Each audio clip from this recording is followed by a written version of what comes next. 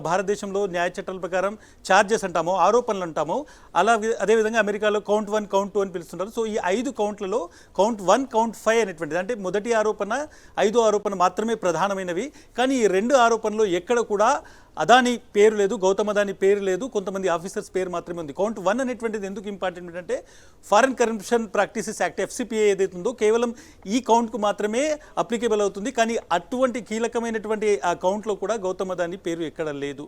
అదేవిధంగా ఈ మొత్తం కౌంట్ 5లో ఏదైతే ఈ విచారణ అడ్డుకునేటువంటి ప్రయత్నం చేశారు అనేటువంటి ఆరోపణలు ఉందో దాంట్లో కూడా గౌతమ్ అదాని పేరు లేదు అనేటువంటిది దాన్ని చాలా స్పష్టంగా చెప్పడం జరిగింది. ఏవైతే మీడియాలో గౌతమ్ అదాని పైన ఇటువంటి ఆరోపణలు వస్తున్నాయి, ఆయనను ఇండైట్మెంట్లో ఇట్లా చేర్చారనేటువంటి ఆరోపణలు ఏవైతే మీడియాలో వస్తున్నాయి అది పూర్తిగా తప్పనేటువంటిది ఆయన ఇందులో విశ్లేషించడం జరిగింది.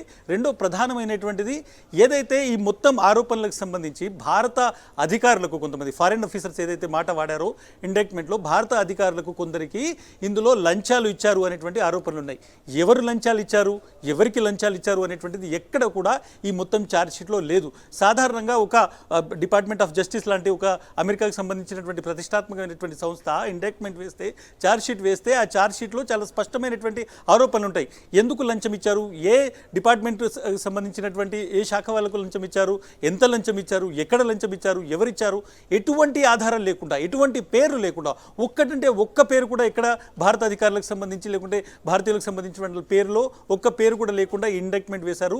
ఇటువంటి ఛార్జ్ షీట్ని, ఇండైట్మెంట్ని చూసి ఎలా స్పందించాలో కూడా నాకు అర్థం కావట్లేదు అనేటువంటి మాట ఆయన వాడారు. డెఫినెట్గా అదానీలు దీనికి సంబంధించి న్యాయ పోరాటము, న్యాయ సలహా అమెరికాలో తీసుకుంటారు.